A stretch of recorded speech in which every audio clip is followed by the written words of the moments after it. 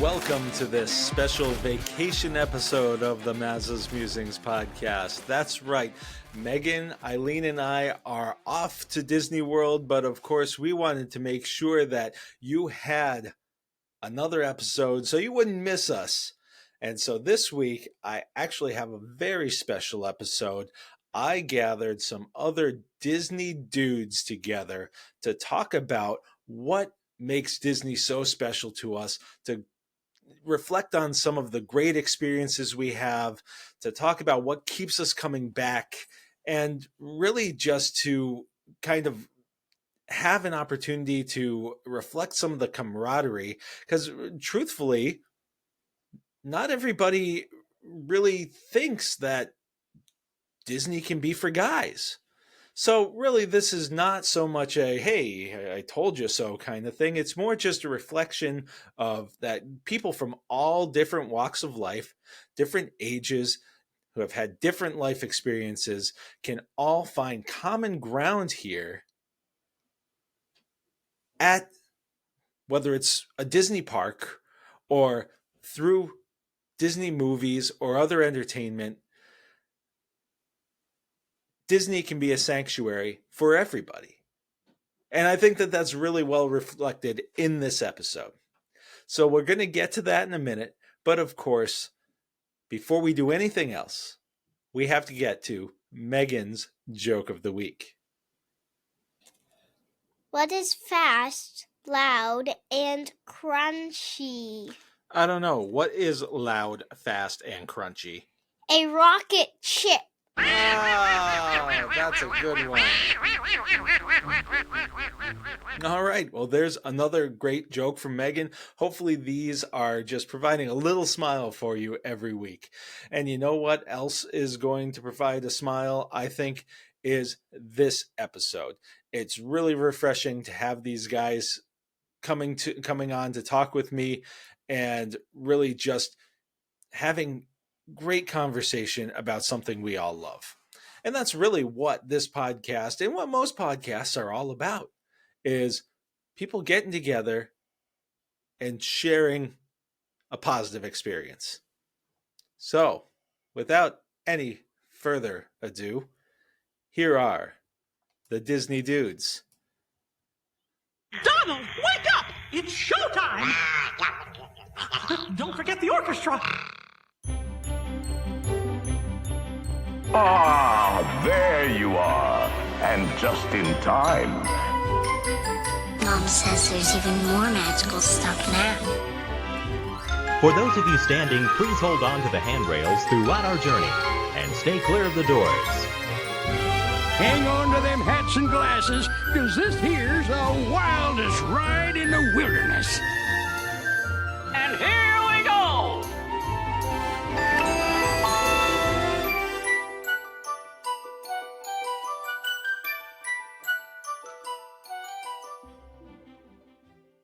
Well, welcome everybody to an episode that I'm very excited is finally happening. This is something that I have had in my brain for a while, and I'm glad that we're finally getting able to do this. I think that there is a real perception out there that Disney is only for certain audiences, and I can certainly say from personal experience, people seeing my car with the Disney magnets on the back and then seeing me get out of it elicits responses, mostly surprise, that I am a guy who is legitimately enthusiastic about Disney and going to Disney parks and all the things that are kind of involved with being a Disney, quote unquote, Disney adult. So I thought that it would be a great thing to get some guys together to talk about what speaks to us about Disney, what keeps bringing us back, and what really makes it special for us. So thank you to all of the guys who are here today. We've got two Joes, Troy and Nick, joining me. And so I guess we'll start this off by just talking a little bit about how our Disney journeys, so to speak, got started. So I guess I'll kick it off. I've told my story on the podcast a couple of times, so I won't belabor it. But essentially, I wasn't a real Disney enthusiast until I met my wife, Eileen. We went to Disney World for our anniversary, or excuse me, for our honeymoon. And then we went back for our 5-year anniversary. And we decided, well, maybe this is something we'll do every 5 years. But then we started finding ourselves doing it more often than 5 years. So then we ended up finding out that Meghan was on the way. And at that point, we had talked with a Disney Vacation Club agent. And we decided, well, we're not going to do Disney less once we have a kid, right? And so we just kind of decided to go for it, dove in, and really, with each experience that I've had, I've become more and more enthusiastic about it. So that's kind of how my Disney experience got started. I'm going to start around the room with Nick. If you wanted to go ahead and kind of introduce yourself and how your Disney story starts.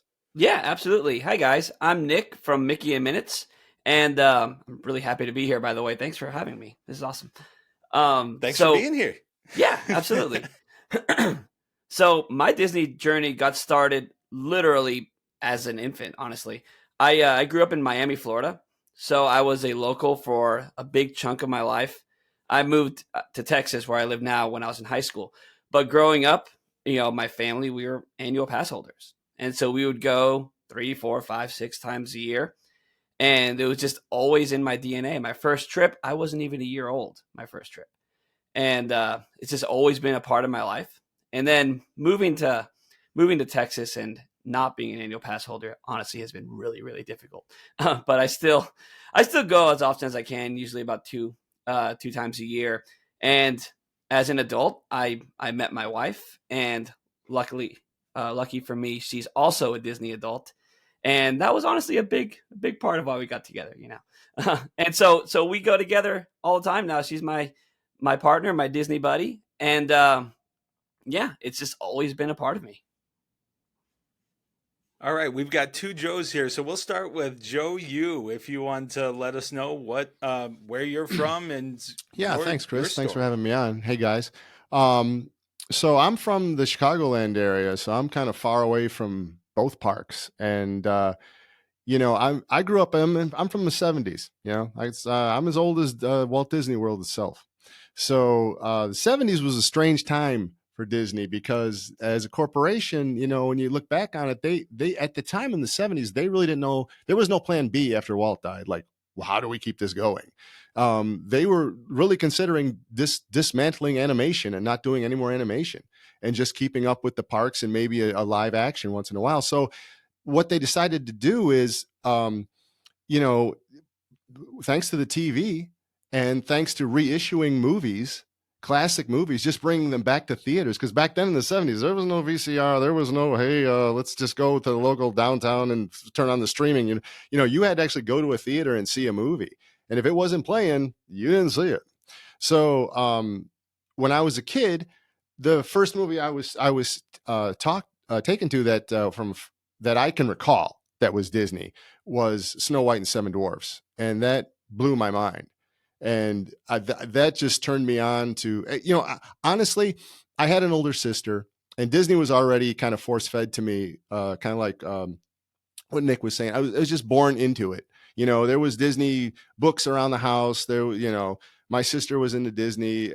Even when we went to school, we saw Disney at school. They would have movies at school. They would get out the old projector and put the 2 reels on it. And, we'd be watching Dumbo or something that would, break midway through. So you'd see part of it and then the rest would burn up or jobble or whatever. I ain't never seen no elephant. Oh, hit the lights, Jimmy. So, you always saw Disney, it seemed like, in the '70s. The show was on Sunday nights. They were still rerunning, The Wonderful World of Disney. Dick Wesson, The Wonderful World of Disney. When you would hear that, you'd get all excited. Oh, there's a new show on. It's going to be what is it going to be tonight? And that's what got me into it. Like I said, Snow White changed my life, really. I mean, I saw that and I said, not only did I say I want to be a Disney fan, I was like, I'm going to learn to draw. I want to do what they do. I want to draw. My original plan was I was going to be Dopey. That was my original plan. I was so enamored with him. In fact, a couple days later after I saw it, I was in preschool at the time, and we got in a little circle. And hey, what do you all want to be when we grow up? And firemen, policemen, and Joe, I want to be Dopey. Which, of course, right away, my parents were so proud to say that's my child. We can cut the college education fund, I guess. But so I was all enamored with that. So I thought, well, if I can't be Dopey, then I'm going to learn to draw, and I'm going to learn how these animators do this stuff. So I studied that, and I just drew everything I could that I could find. And I just been a huge fan ever since,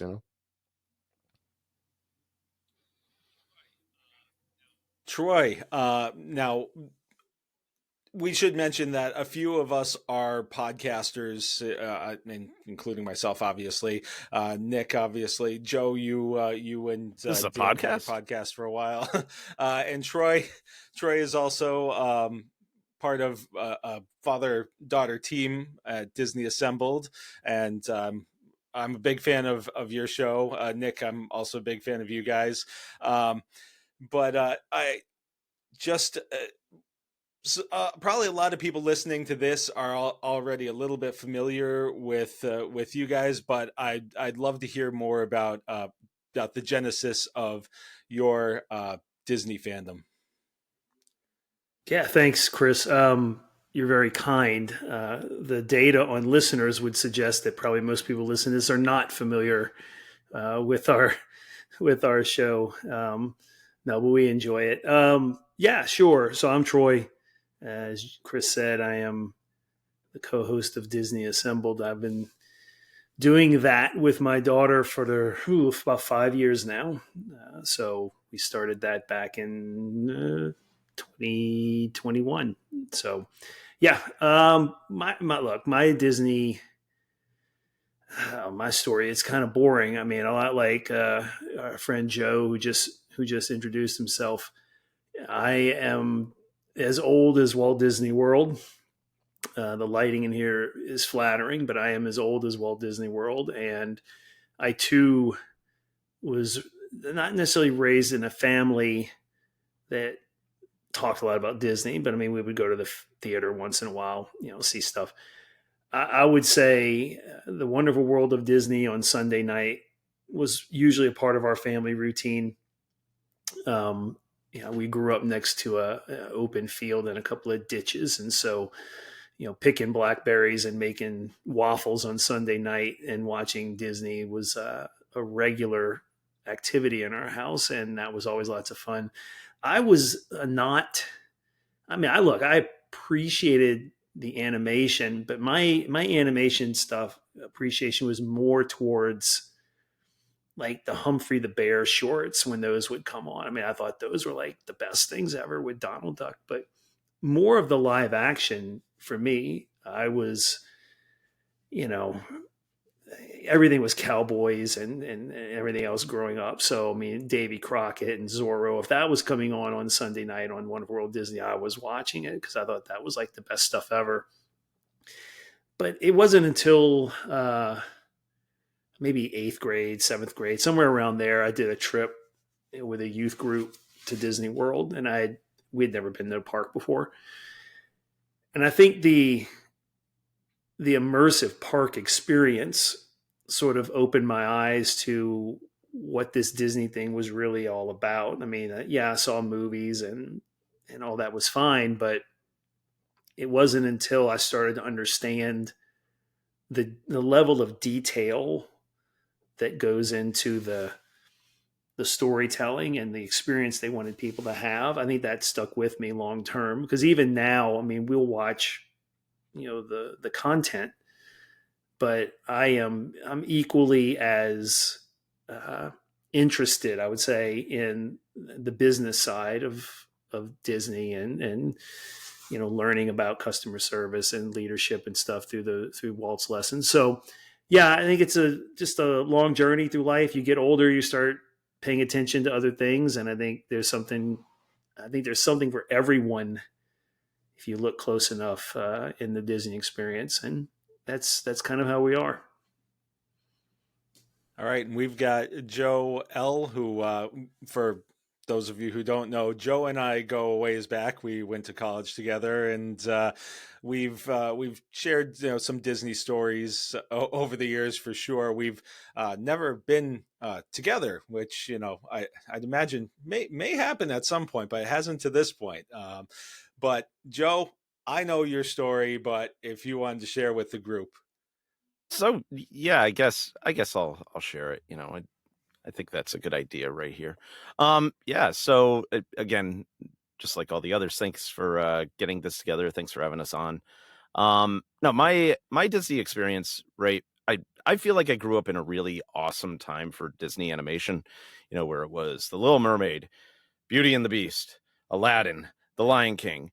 You have these just, I mean, a murderer's row of movies. And then I got older and I just kind of, I got cool.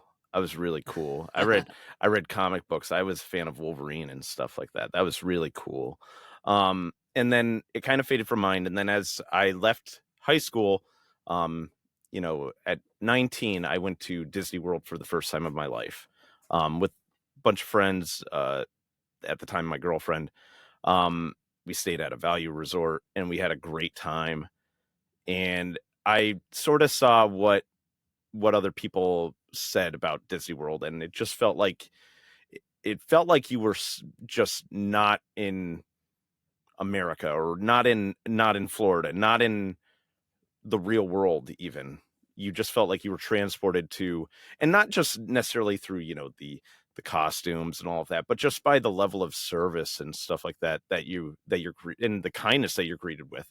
I could go down the street and walk into the gas station, and I'll get a grunt and I'll pay for my soda or whatnot, and I'll get a grunt and I'll walk out. And that's not criticizing. Everybody has a hard job and everything, but the level of care and everything that you get when you walk onto a Disney property is unlike anything I have ever experienced until I traveled to Japan, and also went to Disney parks there, which I can save for later on. But yeah, so, and after that first visit, I kept on going every few years. I've been to the California park. I went to D23 one year.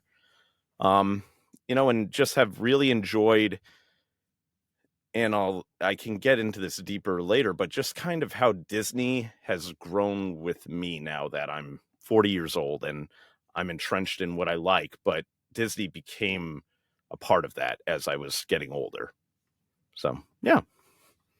Yeah, I think that one thing that I'm finding as a common theme, whether it's the parks or the storytelling in movies or other, Disney IP and properties, is there's a sense of just immersiveness to it. It's something that you can get lost in, and I think that there's a real value to that.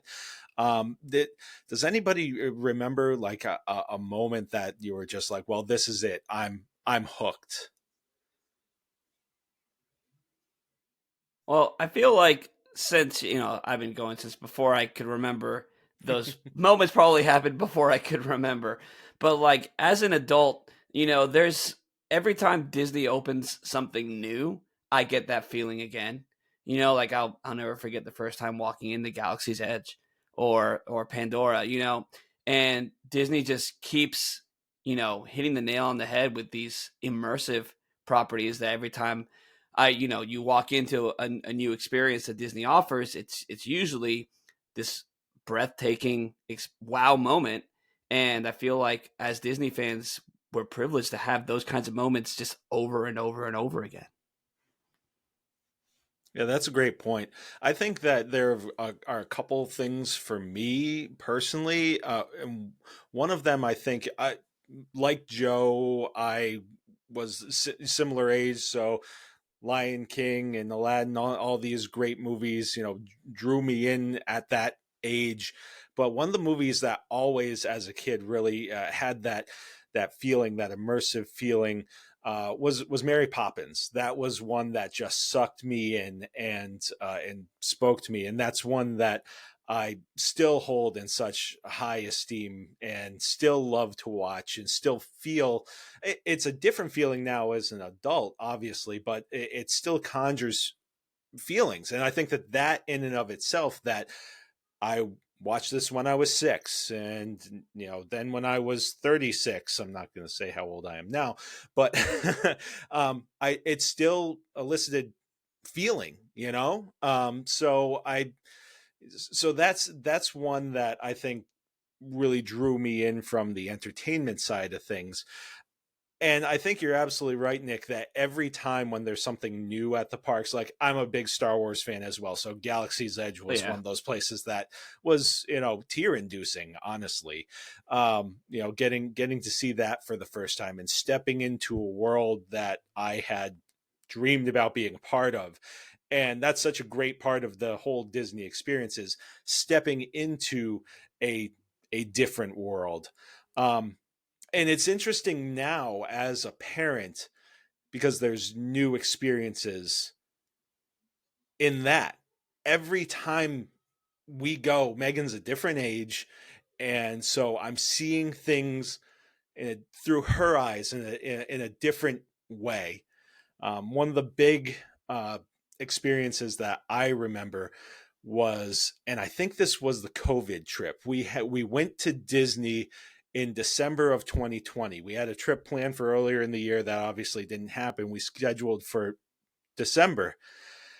And after the fireworks at Magic Kingdom, we were walking back down Main Street, and Megan was convinced. She was convinced that we were going to see Mickey and his friends one more time. And we were trying to prepare her that, we're leaving the park. We're probably not going to see them again. And then there they were up on the train station. And she was literally, now, she's masked and everything, so you couldn't see her face, but you could just see it in her eyes. And she was literally leaping out of Eileen's arms. And it was one of those moments, especially with how much uncertainty and how much pain there was going on that time. It was such a cleansing moment, for us to see, and just seeing the excitement from her point of view was just really, really astounding. So sorry, I kind of filibustered things there. So if anybody else wants to jump in, go ahead. I think it's the you go through your different phases. I went with my wife on our honeymoon also back in 2001, and we didn't go back to the parks until our children were born, right? And they were very young, but we didn't go for a good long time. And if you let yourself just leave your adult baggage at the gate, and you just put yourself in the space where, if you've got kids, yes, they're going to have a great time, but your job is to make sure that they just don't run off, right? Which I failed at that first time we went with our kids. But and then they grow up, and Chris, you're talking about Meghan getting older, right? I mean, we took our two children. Mimi was 4, 3. Our son was 1.5, 2. I think we went twice when they were really young in a very short period of time. We didn't go back until, Mimi was a teenager. And so seeing them now be more independent and, I'm going to go to Epcot. Okay, bye. Right. They just kind of go off on their own. And so I think part of it is, I don't want the rest of my life to be like a Disney park, right? I want that to be a place that's different, because for people who understand that if you allow yourself to just enjoy the vibe of the place, and yes, it's stressful, and yes, you're spending a lot of money, and yes, there's a lot of people, and it, depending on your comfort level with crowds, you could get, you have to deal with that. But at the end of the day, it's kind of like, when somebody asked me, how did you know when 2 children was enough? Right. I said, because I never forgot how hard it was when they were little. As soon as you forget how hard it is, okay, we'll have another one. And then all of a sudden it's like, okay, no, I still remember how hard it is. No, we're done. Right. So it never, but it's, you don't forget those magical little moments and that vibe and that moment. It could be that one moment during the day where you find a little nook in the side of the castle and no one else is around and it's kind of quiet and you got some ambient music playing and a duck is swimming by and you're like, okay, that may not be worth the thousands of dollars I spent, but that was worth an experience. And that's an experience I want to repeat at some point later in my life. Right. So, and it's everything. It's whether you're a Star Wars fan or a Pixar or whatever. I mean, everybody's got their different flavor, but I think the general, for me, the hook is I know I can go there, and for a while, I know what I need is going to be taken care of by some other people, and they're going to have an experience for me as I choose to have it. That is going to be both enjoyable and to some extent therapeutic. And then you go home.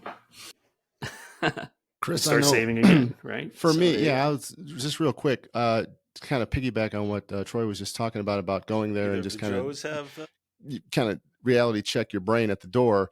Before I was talking about how, Snow White just was a revelation for me. The first time I got to Disney World I was 27. So, I as a kid, I desperately wanted to go, but it was like, no, you're not, because my mom did not travel well. Air sickness, car sickness of me. There was a lot of sickness. So, I was not going there. I found it there was a Hallmark book that was a pop-up book it was called A Day at Walt Disney World or A Visit to Walt Disney World or something. And it was like, here, Joe, this is just as good. Look, you open it up. Oh, look, it's almost like being there. The boat pops up. So that was all I was getting. So I had one shot I had at it where here in Chicago, they had a WFLD before it became Fox, channel. It was WFLD, UHF. So they had a contest of like a tic-tac-toe thing where they would put different cartoon characters that they showed in the morning in the tic-tac-toe board. And you had to watch each day. They would reveal a new character and you had to write it in and then send in the card when you got all 3. And it was Walt Disney World trip for 4. That's the winner. So I sent in. Yeah, I get my 3. I diligently every day watched it, sent in. 2 weeks later, I get a letter, WFLD. I'm like, this is it. I open it up. Congratulations, you're a winner. I went crazy. I went, no, we're going. We're finally going to go. I got it. We won. I went all over the house. We're going to Disney World. Then finally, my mom and dad were like, what does it say? What does it really say? Is there tickets in there? How do you know you won? I open it up. I'm like, look, it says, congratulations, you won the tic-tac-toe con. You are pleased to announce that you are the winner of second place. Second place. Chris, I didn't even know there was a second place. What is second place? The Disney trip is all I wanted here.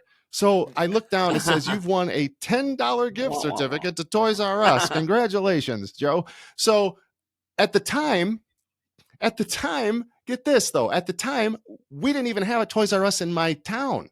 So the Toys R Us was like 4 towns away. So I was so dejected. I'm like, this is it. This is a sign. God hates me. I'm never going to Disney. I can't go. I can't even go to Toys R Us now. I can't do anything. So then finally, my podcast partner there on the Mousetail show, Dan, back when we were in our 20s, he says to me one day, he's like, we should just go do a guys trip. He's like, is there any place you've wanted to go or you want to go see or whatever? I'm like, at this point, Dan had never really told me. We've known each other since high school, and he never really told me that he was a big Disney fan. So I didn't even know that. So I was just like, you know what? If I could go to Disney World, I want to go so bad since I was 7. And he's like, yeah, we can go there. I haven't been there. And he had gone there a few times as a kid. So he knew Disney World. So he's like, yeah, let's go. And we went. And so when we get there and Chris, I remember this like it was yesterday. We're going in on the monorail. We stayed at the Polynesian, took it in the monorail, heading into Magic Kingdom. And I said to Dan, I go, if we find Dopey anywhere in this park, I don't care. I am getting a picture. I don't care if I got to stand in line. I don't care if I got to kick kids to the side. I'm getting to that picture. Well, lo and behold, we walk in, and I'm walking in. For who do I see right away? There's Doc. There's Happy. There's Grumpy. And I'm like, oh my God, the Seven Dwarfs are out. Where's Dopey? There's no Dopey. There's no Dopey. Why not Dopey? I turn the corner, and they're on his own in like kind of set up, because this was like in December. It was Christmas. So there was like a tree and a sleigh, and Dopey was there taking pictures, like a little setup just for him. And I got in that line, and I'm in there with nothing but 6-year-olds. And I look like an idiot probably, but you know what? Like Troy was saying, my brain was not as, oh, this is so stupid. It's just a kid in a costume, and why do I care? I was totally a 7-year-old again, and I wanted that, and I got a picture with him, and I was like, you know, it was every dream I ever had came true on that day. You know, it was so cool. So that's the stuff that keeps me alive with Disney. It's that memory of that.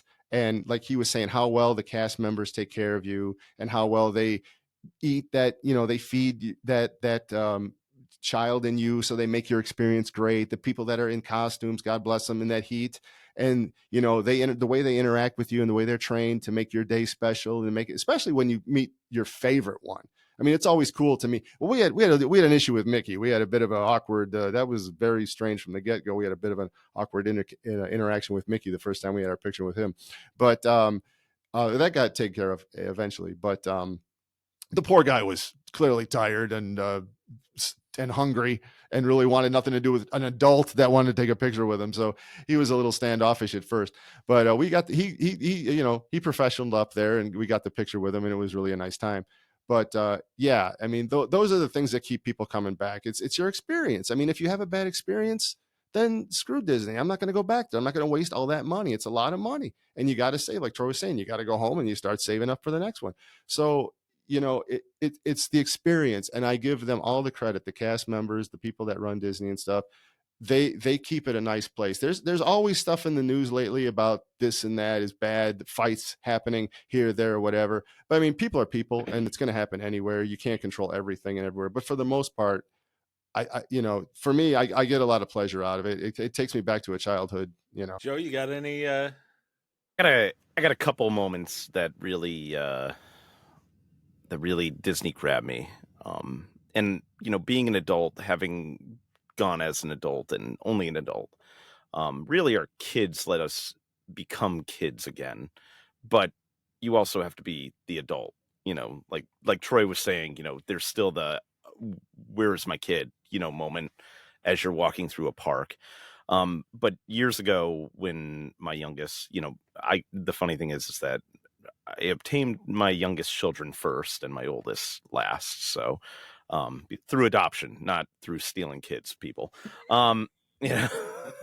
But so we took one trip to Disney with the youngest two, and they were like, I'm going to say my youngest was almost 2, and my middle child was almost 3.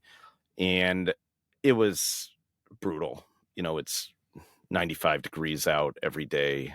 They're losing. The youngest is falling asleep. The next one up is throwing shoes at you halfway through the day. But there was one morning, and we were staying at the yacht club. I remember this. We were at the yacht club, and they have that pool over at, is it at the beach club because they share the pool or whatnot? That sand on the bottom. Bay. Yeah, it's sand on the bottom.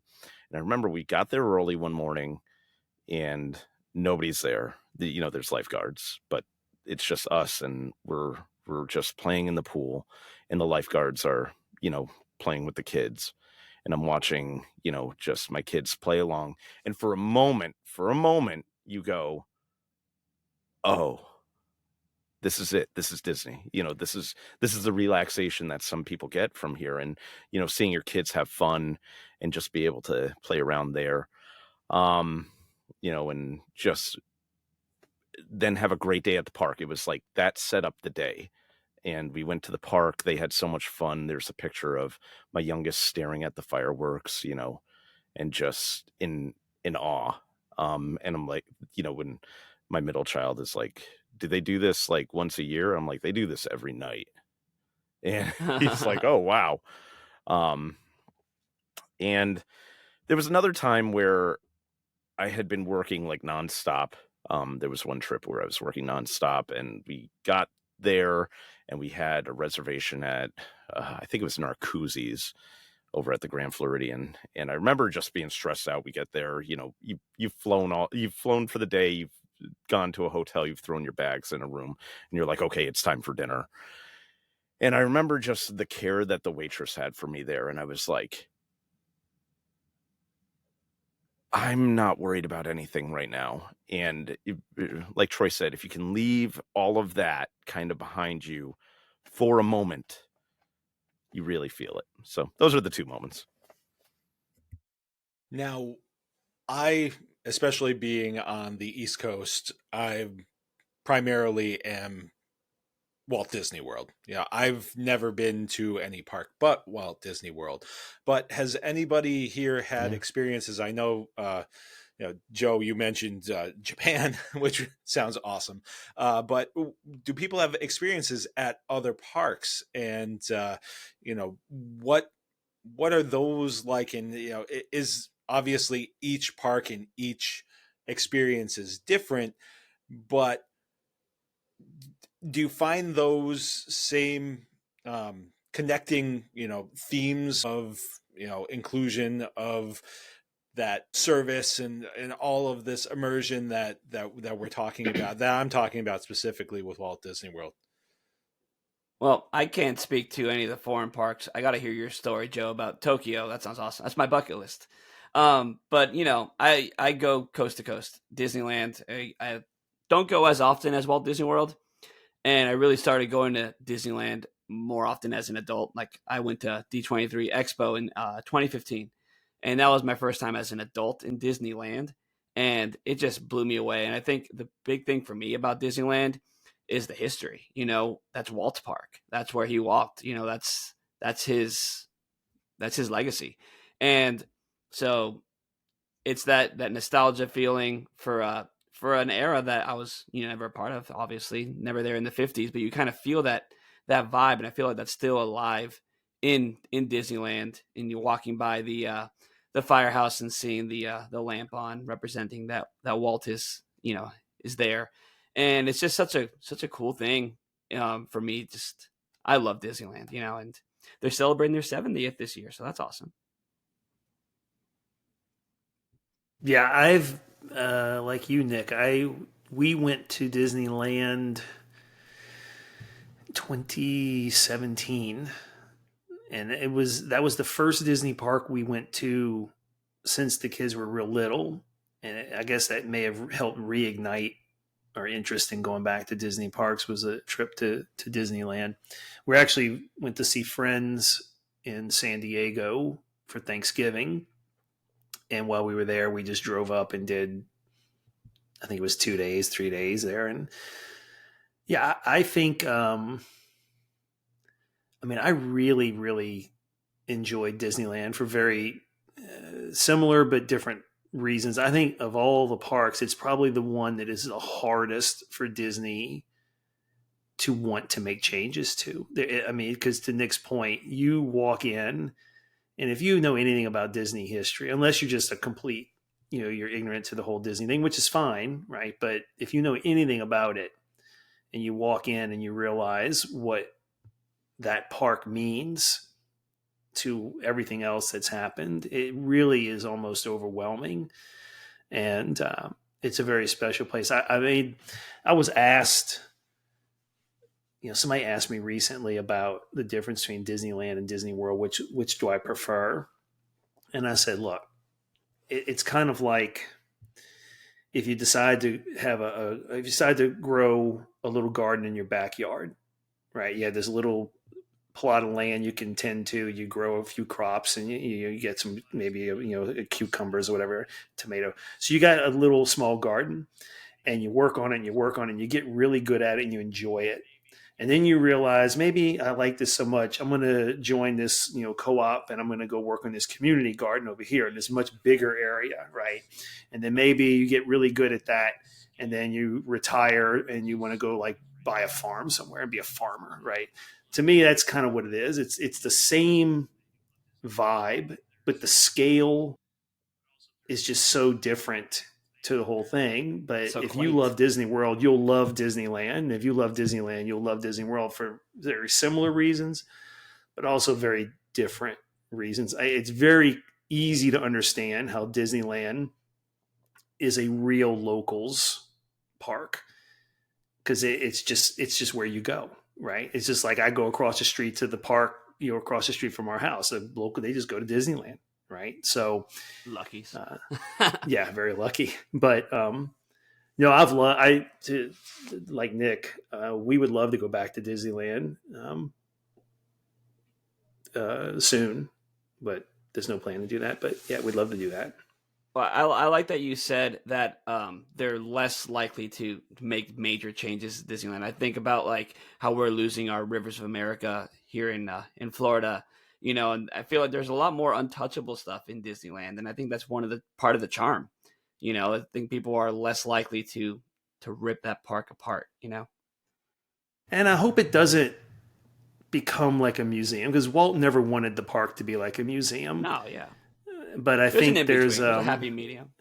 Yeah, I think to your point, yeah. I mean, building Galaxy's Edge was a significant addition to Disneyland, right? But no one seems to be complaining about it, being there. So, but yeah, wonderful park. But I am interested to hear what Joe has to say about going overseas, because that's something probably we'll never get to do. So, I'll hear it. Yeah, why don't I dive right into it then? So, yeah, I mean, so I've been to Japan a few times now, and I've been to Tokyo Disney and Tokyo Disney Sea twice now.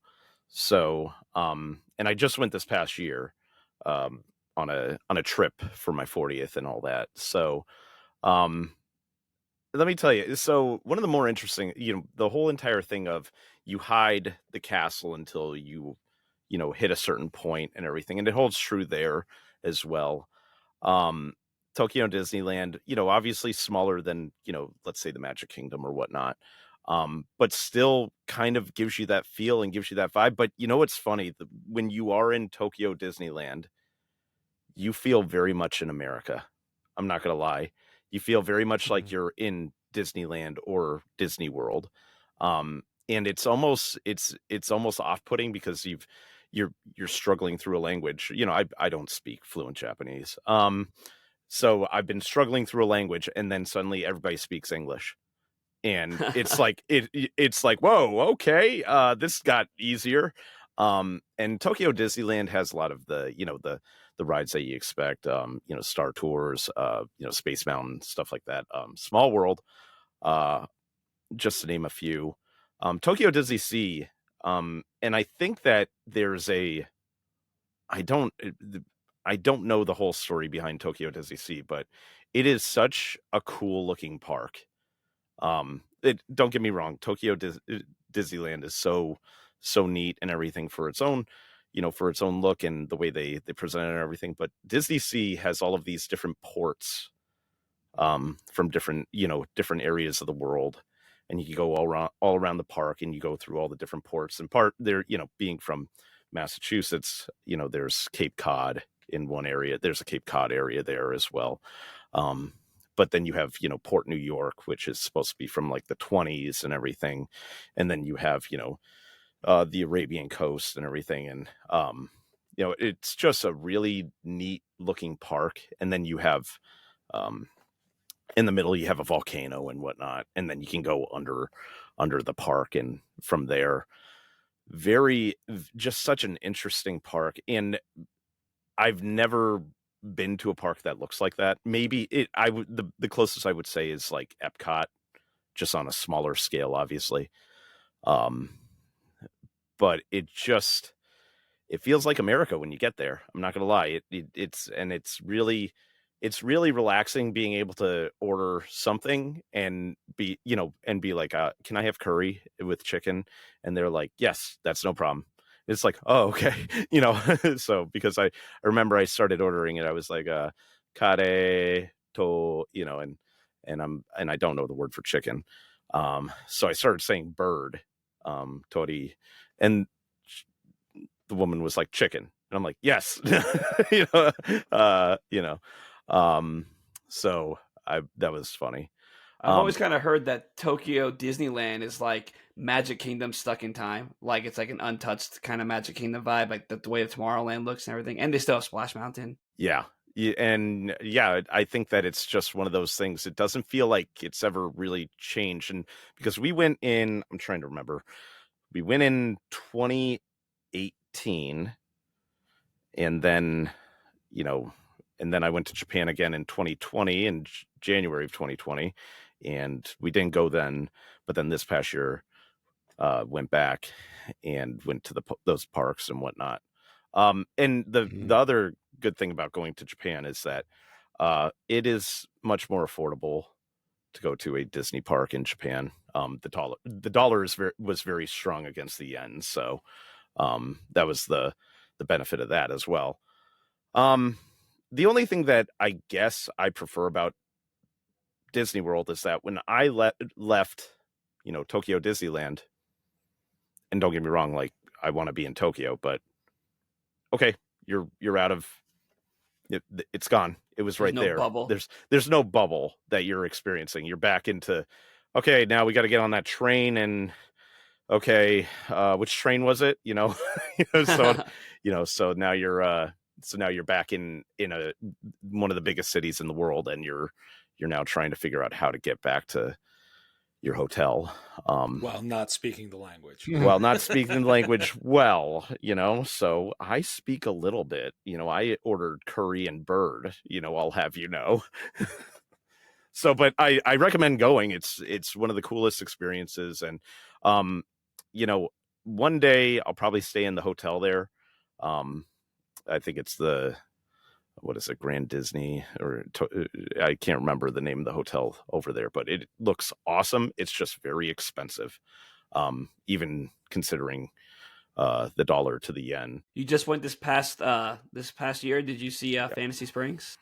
No, because you had to special pass, right? Get a special pass, and yeah, that looks amazing. I was so unprepared for this. Somehow, after preparing for a Japan trip for months, I was so underprepared for everything once I got into the country, So it was a real mess on my part. But I did, we were able to we started walking towards it. And we're like, what are they going to do? Yeah. Where are you going to, that sort of thing. Just try to be like, oh, I don't know what I'm doing. Silly American. Yeah, I know. But they were like, oh, no, you have to have one of these. And it's like, oh, okay, thank you. So.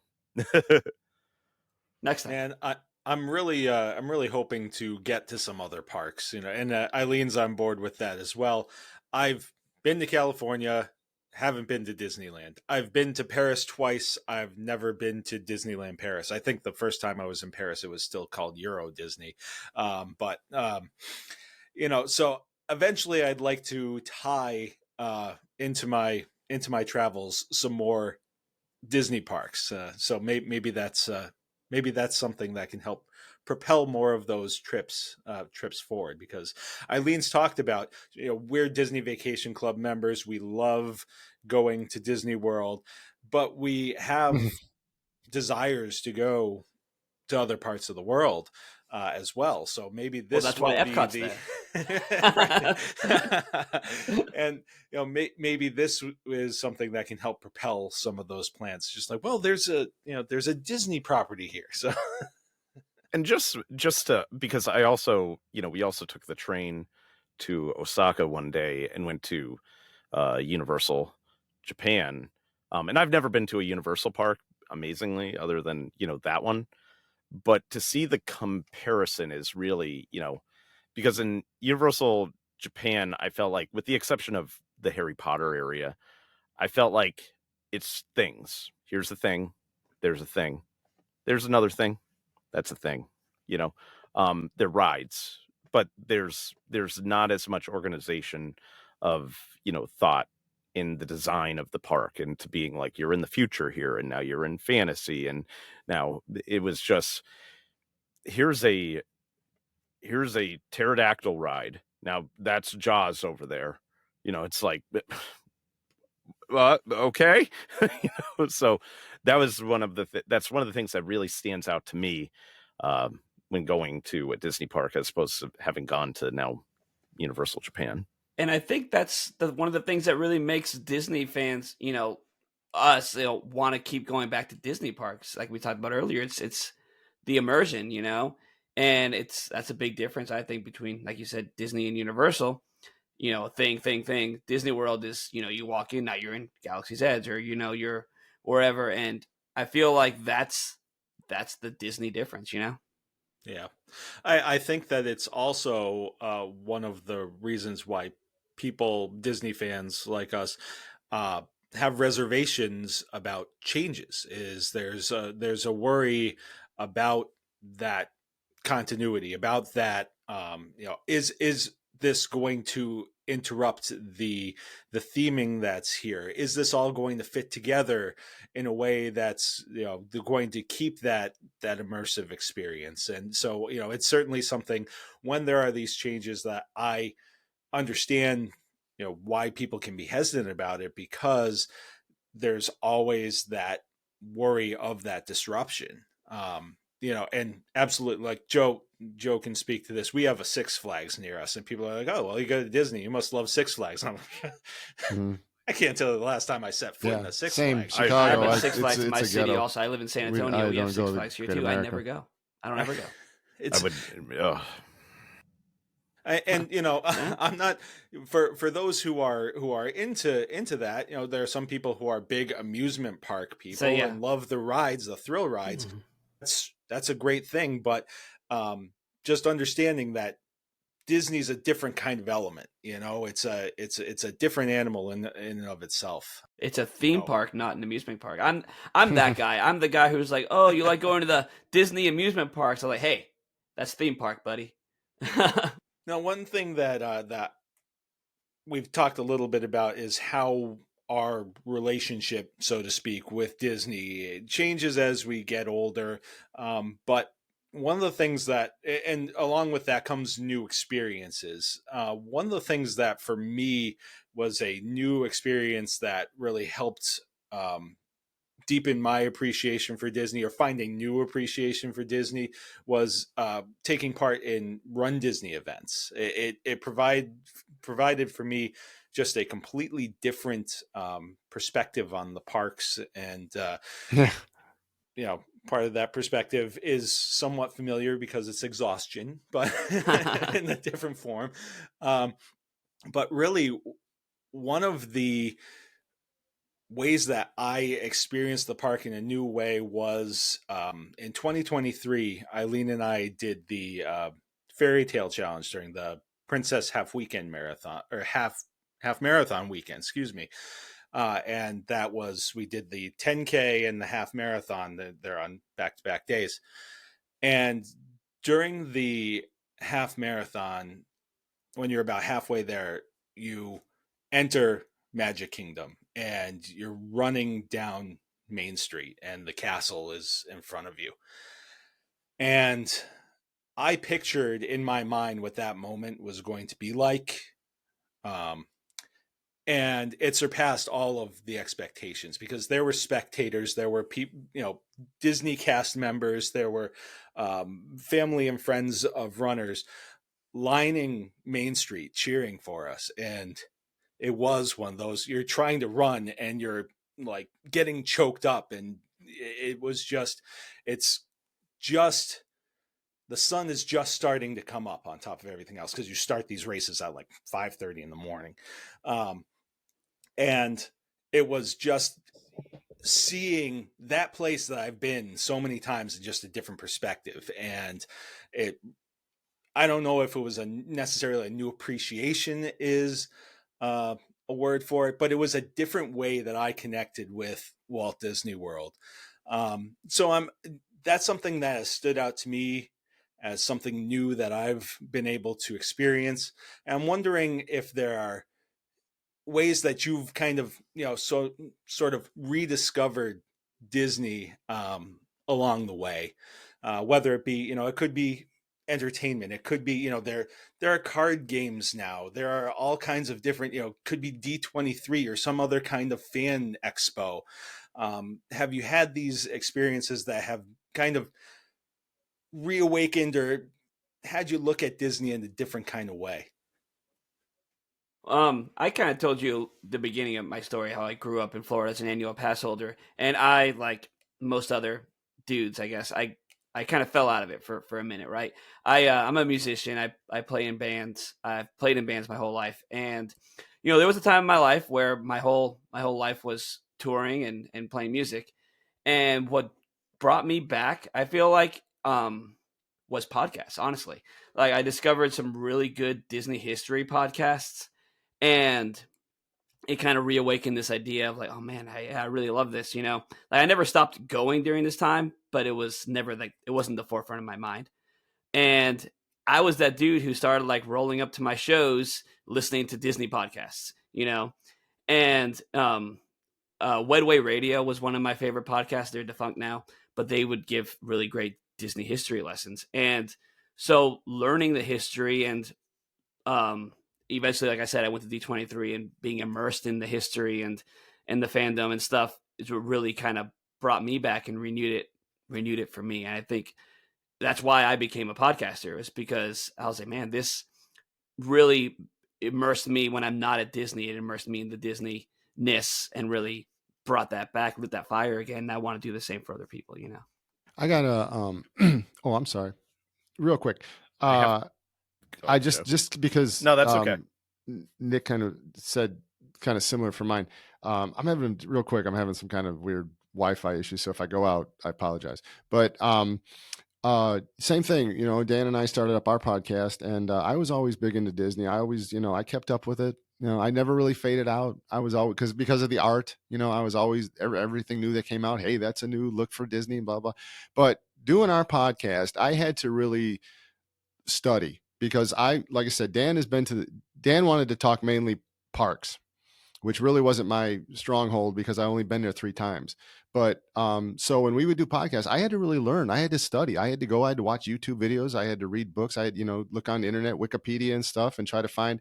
And I found it fascinating. Things I learned about the park, about Disney, about the animation studios, about, and it put me on a whole nother level of it that I wasn't really thinking of before. I mean, it's funny too, as an adult, I think when you go to Disney as a kid or whatever, or the first time you go there and you're just in awe of everything. It's just, everything is so cool. Oh my God. And everything looks huge and it's amazing. And one thing real quick, I think Walt doesn't get enough credit for is architecture. I mean, there's a lot of things now we would not have, malls, things like that really was because of Walt's architecture skills of building up Disney and Disneyland, the way he designed things. So yeah, looking into all that, but when you go there as an adult and you kind of have that, when you do kind of have that adult mindset, you go, God, how much does it cost to, all that water that they have to use, the bathroom, the plumbing, that starts going through your head at some point, and you're like, Jesus, how do they do this? How do they even have enough people to, get to clean this up? And so, yeah, and that's a whole nother level of thinking about Disney and to appreciate Disney. Like, wow, that they keep that going like a well-oiled machine, for the most part. I mean, like I said, you tell about here that, oh, this ride's kind of getting old and blah, blah, blah. But I mean, for the most part, that place runs daily, nonstop. And yeah, you have your breakdowns. That's going to happen. Nothing is 100%. But still, the fact that they have kept this going for so long and that it goes every single day, rain, shine, cold weather, hot weather, it's amazing. So that always, as an adult, that's what I appreciate. I think that I never really did as a kid. So yeah, I guess for me, I talk about how things kind of continue to, I kind of got older. I was too cool for Disney. But one of the cool things about Disney is that Disney acquired Marvel, and then they acquired Star Wars and stuff like that. And at first I didn't know what to think, but I believe that we're in a very high net positive for each. As an adult, people will complain about a lot of different entertainment that exists, and especially Star Wars fans. And I'm one of them. Don't get me wrong. We are. But the thing is that, like, I go, Disney finished the Clone Wars. Disney gave us, Andor. As an adult, I go back and and there's even other great stuff. Skeleton Crew was awesome. So good. And, with Marvel, I mean, I don't need to, play that song, but, one of the things that when I was growing up on Saturday mornings, Fox Kids had, the original, they had the X-Men animation and everything, and to get X-Men 97, back. And, so one of the big things about keeping me into Disney is that Disney has kind of matured along with me too, but still, can draw, my kids into it. And it's not just me watching Moana 100 times, now, and, and knowing all the words and singing along with my kids. It's Which you do. Which I do, but that's beside the point. It has come along with me, I would say. So Yeah, I think I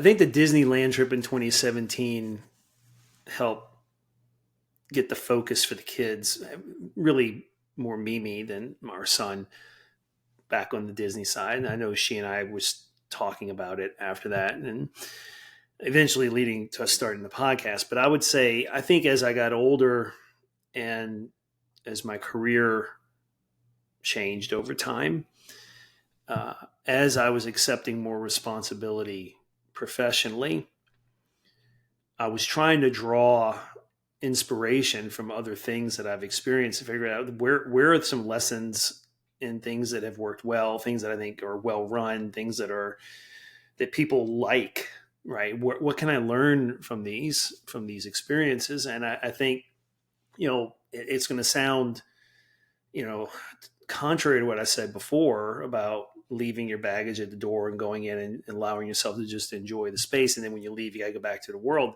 I think as an adult, one of the things I can appreciate is that there are aspects of how Disney does what they do that are applicable outside of Disney that I can bring to my workplace, that I can bring to my family, that I can have, that I have the ability to have a purpose and to set some standards for myself that I can stick to consistently that are universally attractive, right? Whether I'm at work, whether I'm at home.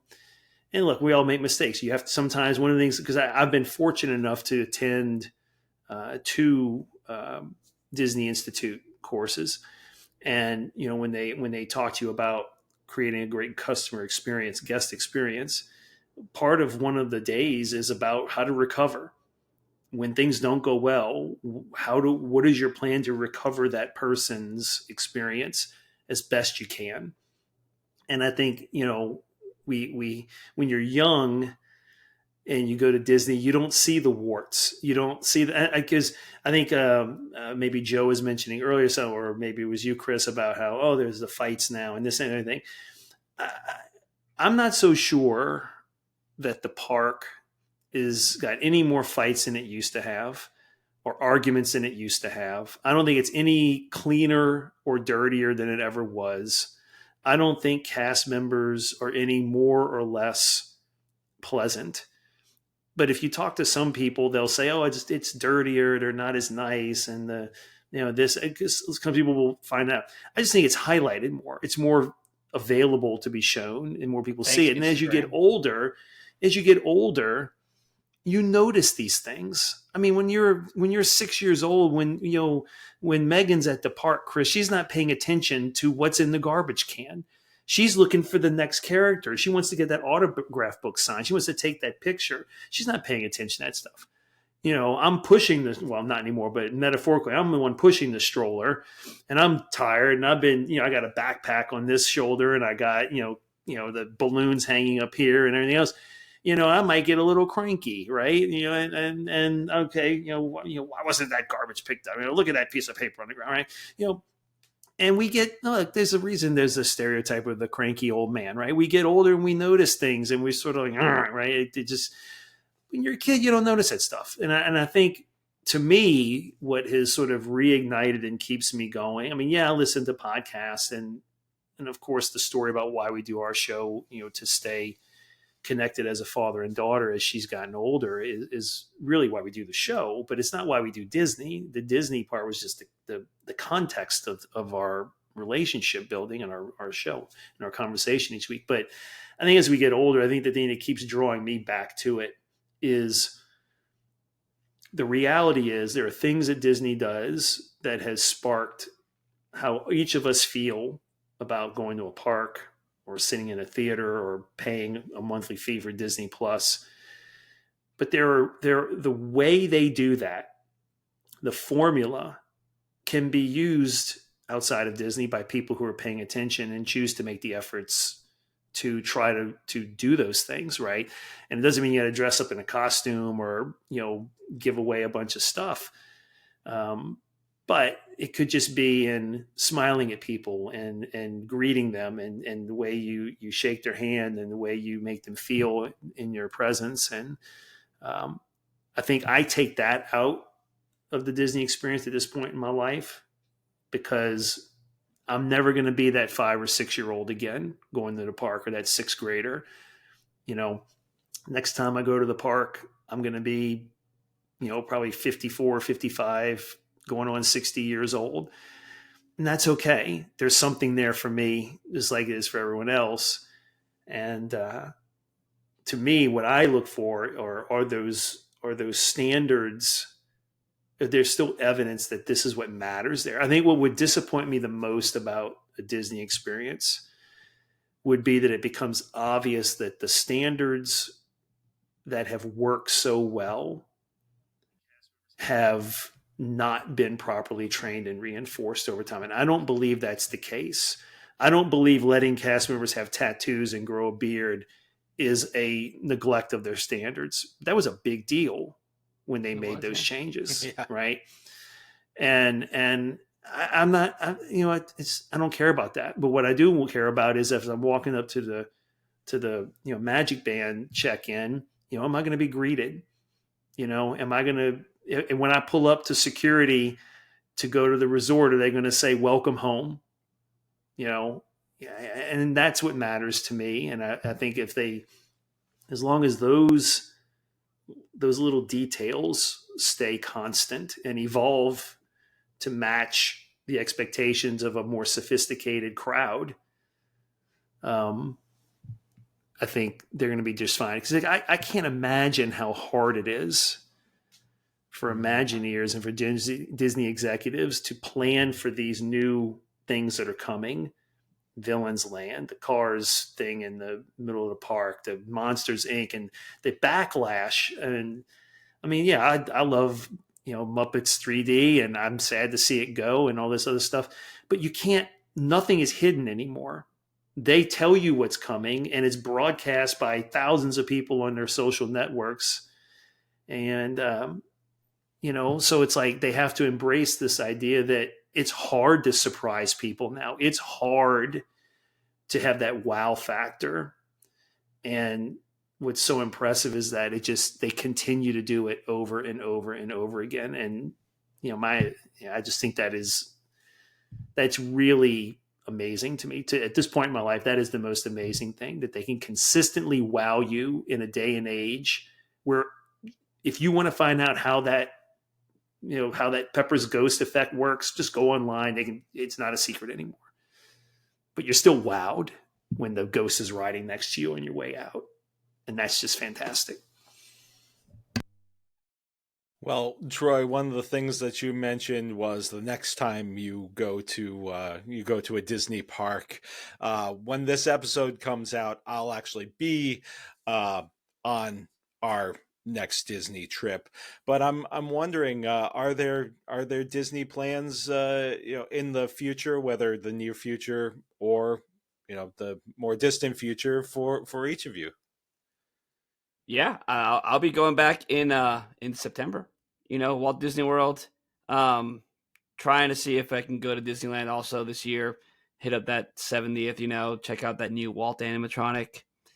So yeah, definitely. There's always a trip in the future. Sorry, guys. I'm going back to Japan this summer. I was about to ask, are you going to Japan? I'm going to Japan this summer, so yeah, I'll be back there. summer. My wife and I were actually pricing out Japan, dude, and because that's definitely in our. I say it's my bucket list, but it's definitely in my near future. I might have to talk to you after the show or something. Yeah, and definitely. pick your brain about this because Yeah, it's I gonna be mean, awesome. the key for Japan is it's the flight. The flight is the biggest part of the trip, and then everything else is you'll spend as much as you buy there, and you can eat cheap anywhere, even in the park. You can eat, because I remember getting that curry dish, and I was like, how much did that curry dish run me? And I was like, oh, that was like $8. I'm like, that's nothing for a Disney dish. So I mean, it's like, okay. So can't get a hamburger for $8. Yeah, I know, right? So Yeah. but yeah, When I do go, man, I'm gonna order the curry and bird. yeah, get the curry and bird. One day, man. I think for us, we don't have a trip planned, but I think there are a few things coming on the horizon that are very real possibilities. One is, for me, I plan to do more Disney Institute courses, right? So I am hoping to go. I went to Disney World this year. I'm hoping this coming year, possibly going out to California and doing one of the courses because they offer them on both coasts, and just heading out there to do that. However, probably not at this very moment, but in short order, I know Mimi is going to be applying for the college program now that she's in college, and she's been talking about doing that. And so Very cool. if she gets accepted into the college program, I'm sure we're going to make some trips out there to check in on her, just to make sure she's safe. Not because we need to go have fun, just to make sure she's okay. Not for us at all. It would never be for us. But yeah, we'll probably do that. That's probably what's on the horizon for us, most likely. Oh, I was just going to say, I don't really have a plan to hit it this time this year, but I definitely, I definitely want to check out the new stuff. Villain's Land is definitely something I'm very interested in, definitely heading out there and seeing when that comes up. The Cars, just to see how that ties in, to that land is going to be interesting to me. So yeah, right now in the near future here, I don't really have any plans to be going to Disney. Like I said, my partner Dan, he's going in June, and he just got back actually from there with him and his wife. Yeah, I mean, I'm always checking in. I'm always watching live feed YouTube, so I'm staying on top of it, seeing what's new, what's there, and I'm hoping to go. Like I said, when all this new stuff hits, I definitely want to check those things out. All right. Well, gentlemen, I'm so very appreciative for you guys joining me. I thought that this was a great discussion. I'd love to do another one of these again. I know that there were some people who wanted to be a part, but schedules being what they are, I appreciate you making the time. Before we sign off, I just wanted to give you an opportunity. I know some of you are podcasters or other creators, so if you wanted to let anybody know how they can find you, now would be the time if you want to fire away. Hey, yeah. So again, I'm Nick from the Mickey and Minutes podcast. You can find us on all the podcast platforms, and check it out. Yeah, I guess I'll go. All right. Troy from Disney Assembled. My daughter and I do the Disney Assembled podcast. We are, just as Nick said, we're on, I guess, all the podcast platforms that most people know about. And you can find us on all the, any number of social media accounts, all at Disney Assembled. If you care to follow us there, it'd be great. And that's us. Thank you. This is Joe, and I run a little YouTube channel. This is one of my many projects, but currently a YouTube channel called F1 Silly Mornings, where I take on Formula One topics and try to make them funny or try to add some insight to the sport. Not really Disney related. I'm pretty sure I could find something Formula One Disney related. So I think we all want to know where to find your Tokyo pictures and videos, man. Yeah, I know. I have a bunch of them, and I can share them if anybody wants to see them. It's constantly one of me drinking something just because it's so hot in the summer in Japan. I mean, you think that Florida's hot. It's hot there. There was one day where it was 140, where there was a feels like of 146 in Japan this past year. Well, while we were there, you know. If you look at my all my Epcot pictures, they're all just pictures of me drinking something. Right. Stay hydrated. And I think you can still maybe catch the Mousetail show if you look on where you get your podcast. We did about 20 episodes and called it a day. We were huge in Bangladesh. I know that. We had a huge following in Bangladesh for some reason. If you want to find me, I'll be in my bathroom throwing up from being so nervous about getting back behind the mic since it's been so long. But I do appreciate you, Chris, having me on, and I had a great time today. Thank you. Chris, real quick, do we get a car like on Oprah for being a guest? Do we all get cars for? No? Is that not in the budget? Okay. It's not quite in the budget. I'm working on the I'm working on the buy me a coffee thing. We call it, Star Wars themed buy me a blue milk. So if anybody wants to contribute to getting these fine young gentlemen some cars, I heard that it was our website. I heard that the gift for coming on was a $10 gift certificate to Toys R Us. They just built one by me. So if you can, and they just tore it down. Yeah, I know, right? It was I'll just say the Maz's Musings crypto. The crypto coming soon from Maz's Musing. If anyone gets me a car, just please don't put it on Rivers of America. Just saying. All right, guys. Well, thank you very much. This was a blast, and hopefully we'll be able to do it again soon. Thank you. It was awesome. Thanks so much. You're welcome. Good job. Thank you. Well, everyone, that was spectacular. I had such a great time with these guys. I want to thank them for joining me. This was just, I'm over the moon about how well this conversation went and how people were so open and willing to share. If you have things that you would like to reflect to us about what keeps you coming back to Disney, I welcome them from everybody, but especially the guys who might be listening. What are your Disney memories? What are things that have connected you with Disney and have kept you coming back? We'd love to hear them. You can send them to us on social media. I'll go over all of that in a minute.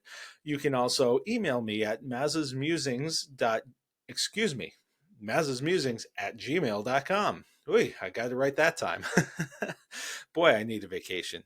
And I'm on a vacation. And hey, you know who helped me with that vacation? It was We Do Travel Right.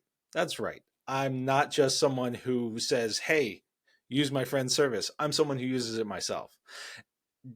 Emily and her team with their concierge level service really helped us out with our park reservations and with our dining. Our dining was great. We basically got all of the dining we were looking for right around the time we were looking for it. And that's something that would not have been possible without their help. Or at least it would have required me being up at 6 a.m., scrambling around trying to do this all myself. And in fact, doing that 2 days because we had a split stay, but that's a whole other thing. But it's something that they were able to work with me on. So that's just a small sample of some of the ways that they can help you out. They also, you get the one-on-one service. You also get the dining team, which I've talked about. They also help you out with seminars and study halls, which help you, really be able to hit the ground running on your vacation and be prepared. And Emily's always great with these checklists, things that you may not even think about that you should prepare for when going on a Disney vacation. So if you are interested in getting your next magical vacation started today, you can start by getting a free, obligation-free quote at wedotravelright.com/Mazza. That's wedotravelright.com/MAZA. And they'll get it all started for you. And then you can start planning your next magical vacation. Now I can't do any more damage around this popsicle stand. So long, partner. see you real soon.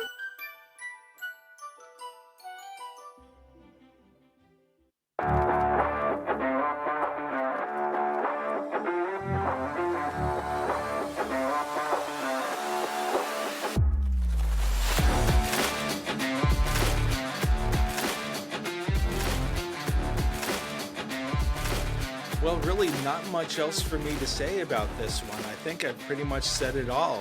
And the only other thing that I have left to say is thank you very much for listening. And if you're enjoying what you are hearing, please tell your friends. Word of mouth is probably the best way for us to grow our audience. But if you're looking to do something a little bit extra, if you leave a rating or review on whatever podcatcher you use, that also helps bump us up in the algorithms and the lists that help make us more visible to potential new listeners. So we'd appreciate any thumbs up, 5 stars, however your podcatcher does it. And you can also interact with us either via social media. We're on the Facebook at Maz's Musings, the Maz's Musings podcast. We are also, it's coming off the rails here for me. We're also on Instagram, Threads, and X, formerly known as Twitter, at Maz's Musings Pod. We're also playing around with TikTok at Maz's Musings Podcast.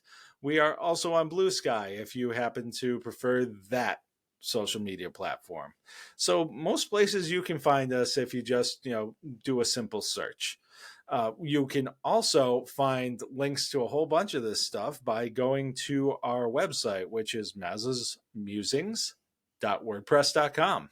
And while you're there, you can sign up for our newsletter where you'll get information on upcoming episodes, past episodes. We do shout outs to other podcasts. We also will give you some information on some sweepstakes or other contests or other information that may be of interest to our listeners.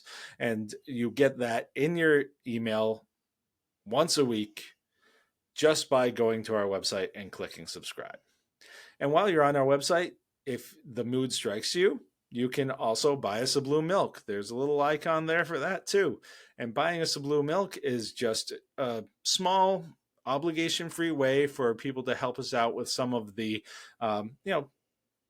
little costs that are associated with putting this podcast together. However you decide to support us, we're obviously very, very appreciative. And once again, I just have to say how appreciative I am to the guys who joined me on this podcast. It was really such a great conversation and so refreshing. We recorded this at a time when things were really crazy in my life, so it was really, really a breath of fresh air. Anyway, I hope you have a great weekend and a great week.